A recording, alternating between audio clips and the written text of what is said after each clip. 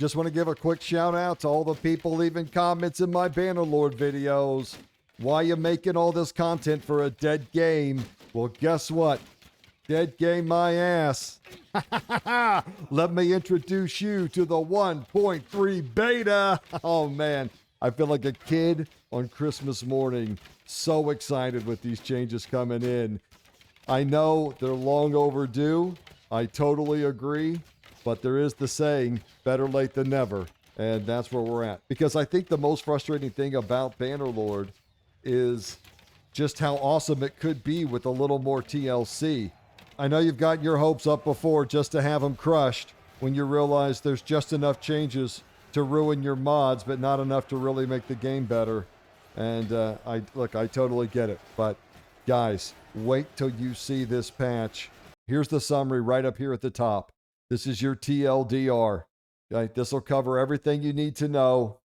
I'm going to go through it, but this may be all you need. Okay, first thing coming in. New main menu video for each culture. 6 in total. That's cool. Some stealth armor coming in here. The blackened set that give you a high stealth factor. That's one of the things coming in. For all the shield wall lovers, 4 new shields. Here we have a whole stack of audio changes from everything from scenes to the campaign map and ambient music. So you can look through that. And then here's a whole nother stack of bug fixes. Very nice. So stealth in disguise. This is a whole new mechanic that's been implemented into the game. I'm glad they brought in something because prison breaks were just super cheese. But you guys know what a big fan I am of roguery builds. So now that roguery build is really going to pay off, and I'm super excited to see this. It sounds incredible and a lot of fun. And this is the kind of stuff that it needs. You know, the battles are outstanding. It was all the extracurriculars that really sucked. And now we got new diplomacy, a new stealth system, new faction coming in. This is everything Bannerlord needed. I'm getting distracted. Let's go. Here's an explanation, like what I was talking about, the prison breaks is like, breaking someone out won't be as simply as walking in and cutting their shackles, right? That's awesome. You got to sneak your way in, locate them, and then get them out without raising suspicion. You can't fight your way in, but once you reach the cell, the guards will start patrolling. At that point, you either have to try to stealthy escape or fight your way out. So that's a lot more in-depth and engaging. Daggers kind of have a place now because look here, they have that alternate backstabbing attack. I wonder if that's a silent kill like in Skyrim. Come up behind him and give him the knife. And that goes for a lot of weapons now. There's weapons that can be used in stealth missions. So get excited, all my Skyrim sneak archers. It's your time to shine. You can even grab a bag of rocks to distract and divert enemy attention. There's a lot to this new stealth mechanic, but fear not. We're bringing in a tutorial and you can change the difficulty. So maybe start it out at normal, and then as you get better and better, we're going to challenging. But for all my real Bannerlords out there, we're all starting right here. The best part of Bannerlord, battles and sieges, we've got some goodies coming in here, folks. New ranged weapon coming in, slings. There's 3 different types of slings, and there's different ammos. We've got wool slings, braided slings, reinforced slings. And then for ammo types, we have stone, chiseled, and lead. Right here in the campaign and sandbox, you've got a bunch of siege bugs where the AI would start a siege and cancel it or not build enough siege equipment. Uh-oh. Improved boulder throwing from agents in the gatehouse. All my battering ram bros, be careful. It's going to be raining rocks from all over. All of these siege changes are incredible. I mean, all of this stuff was problems. And that it was still in the game is ridiculous. But just honestly, all these AI pathfinding issues, defenders not defending the correct positions. I mean, all this stuff would really make you have to reload a siege over and over because it just was ridiculous behavior. Very, very, very nice fixes. A new bandit faction coming in, the Deserters. And they are created after Lord battles and they roam around nearby villages. They will proliferate in war-torn regions, but remain rare during peacetime. So this is kind of a wartime bandit that spawns after battles. That is outstanding. And it brings so much life to the game. Oh, this is a great change. What a wonderful addition. And when certain conditions are met, they will merge together to create a larger, stronger force that can threaten even clan parties. We also have these patrol parties coming in. These patrol parties automatically generated at this new guardhouse settlement project. So as soon as you build this, it's going to create a patrol party. And then, of course, it's got levels. While the patrol party is active, it gives you that security bonus to the town. And they patrol their bound town and villages, favoring bandits and helping villages under raid. This is going to be interesting on a roguery playthrough because you're going to go to some village that seems like it's vulnerable, right? You're going to start raiding it, but then here comes that patrol party.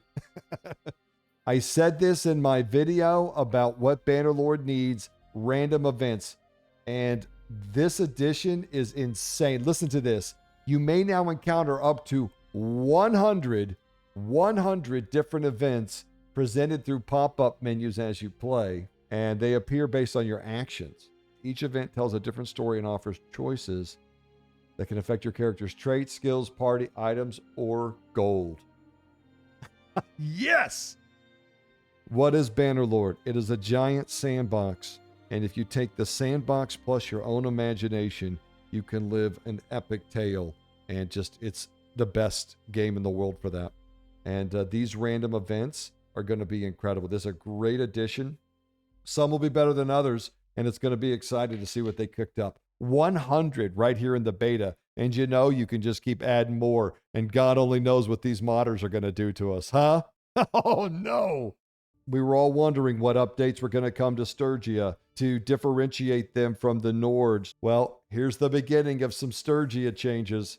So we tweaked certain aspects of Sturgia to make them more distinct and in line with their historical inspirations. The first Sturgian bonus increase right here, village grain production, is increased by 10%. And I'm sure that they probably gave some of these Sturgian villages a pass because Sturgian towns suffered from not having enough food greatly.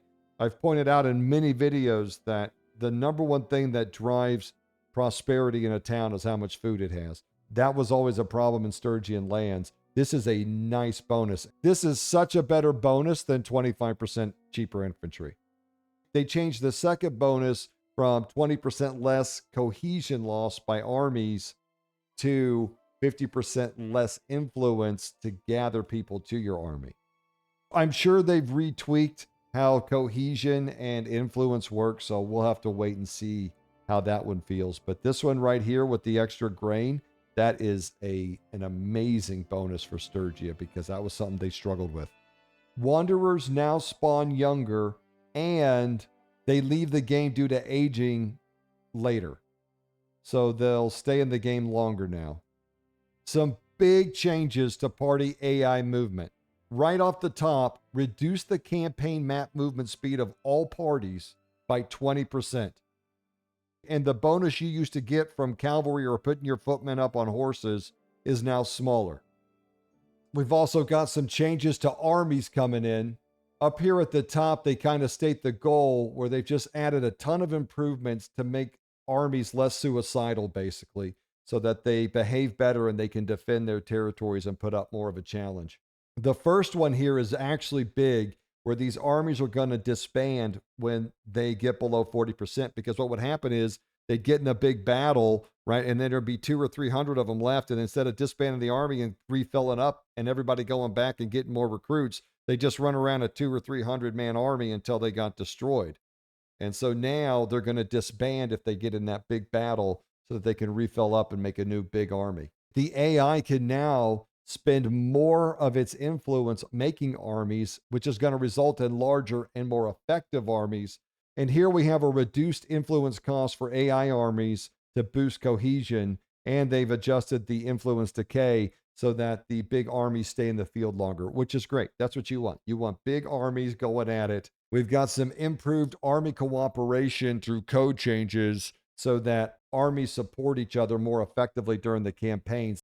How many times you call an army together and you're waiting for them all to get there, but then a party of forest bandits comes running by and they all go chasing the forest bandits? They're not going to do that anymore. When you summon them to the army, they're coming straight to you. They're not going to get distracted. Oh, look at this. It's going to make sure that the AI brings enough food to be in the field. That's a great change. What's one of the most popular mods in all of Bannerlord? Right here, diplomacy. Drum roll, please. Here comes kingdoms and diplomacy changes. First thing they've done, add alliances.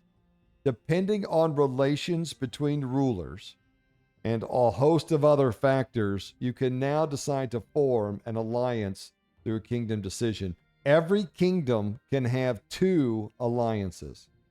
An alliance ends after 1 in-game year or when one ally declares war on another. Well, yeah, that happens. But why do you want to form an alliance? Well, look right here. Kingdoms can request that their allies join their wars through call to war agreements, which may include gold payment to secure support. How cool is that? Another faction can pay you to get involved in a war. If you accept a call to war, you're bound to the conflict for at least 2 in-game seasons. Also got trade agreements coming in. Trade agreements increase the likelihood of caravans visiting the other kingdom. Declaration of war breaks the trade agreement. Just like alliances, you can have 2 trade agreements at the same time, and they last for 1 in-game year. We've also got reworked war, peace, and tribute decision scoring. And here they state their primary goals: prevent illogical war and peace, limit the number of very short wars, and properly assess the current state of wars and use that to affect the peace decisions. Probably the most important thing here is kingdoms will now, supposedly, choose opponents more wisely. However, they will also be more resilient and less eager to declare peace once they're at war. This will result in fewer but more impactful wars. God, I hope that's true. Economy and trade. Right here, you can tell your player-owned caravans to avoid certain kingdoms if you want. And caravans are incentivized to return to their home settlement as time passes. 2 new trade goods coming in, felt and planks. And I think planks are going to be very important coming in here soon with war sales. We've got a rebalance of tariff income, and it looks like they're shifting a lot of the town income into trade and receiving caravans. We'll have to see how it plays out. But here you can see, on average, a third of a town's income may arise from tariffs. Here we also have a huge increase to village taxes and town and castle taxes in order to support larger AI garrisons, more clan wealth, and also the player is going to have more income. Here's a nice change too. The village hearth recovery rates are increased so that they recover from raids more quickly. Some caravan changes here and some nice tune-ups to trade. It looks like with these changes, it's going to be harder for unique goods to get across the map, which is kind of good. I like goods to be kind of regional. And then if you want to play that caravan playthrough, taking crafts across the map should be very beneficial. And we're still going. Settlement action changes. We've added a parlay feature, and we've modified existing town projects to improve the balance between projects with impactful effects and those with limited or situational effects. Settlements now also start the game with a military, economic, or balanced focus. There's a dialogue option now where you can recruit notables as supporters. Bandit hideouts getting reworked here. And the first and most welcome change, hideouts are now attackable both day and night. God, why was that ever a thing? If you attack hideouts in daytime, you get a penalty for stealth.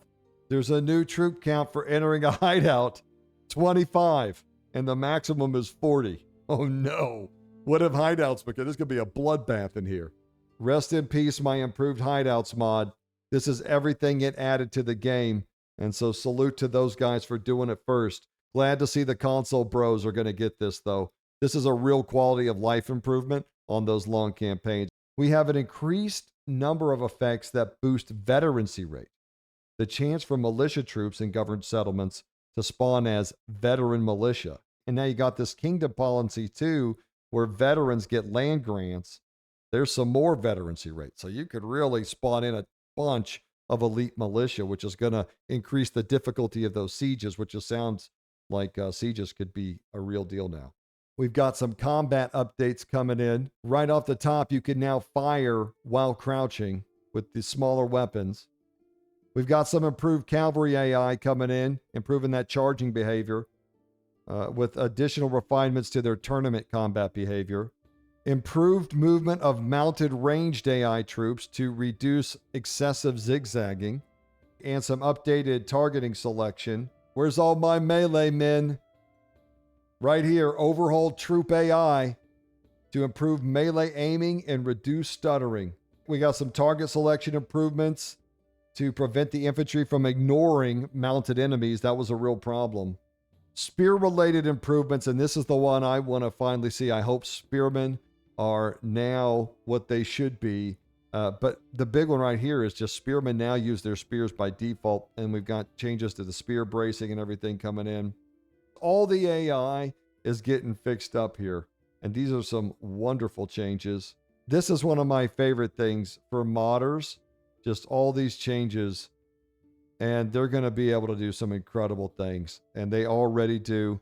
Shout out to the modding community that carried us to this point. We had the diplomacy mod. You see the hideout mods. You see a lot of these changes that are coming in were mods before we got beta patch 1.3. So shout out to the modding community for carrying us for these long 4 years. It's finally here, baby. It's finally here. Oh my God, I'm going to be up all night. In closing, I just want to say it's been a long time coming, and I'm super happy for myself. I'm super happy for this community, and we're on the right track now. And these changes are just the beginning of a very bright future for Bannerlord. And I'm happy for you, Mountain Blade community. You deserve it. There's just nothing like Bannerlord and what it could be if they continue to dress it up, huh? It's just scary. If you need some playthrough ideas testing out the beta, scroll through my content. The Boklahoma gang will tell you, no one serves up a campaign like Brother Boklahoma. I got you. It's a beautiful fall for a beautiful harvest, Bannerlords. Let's get to it. Oklahoma out.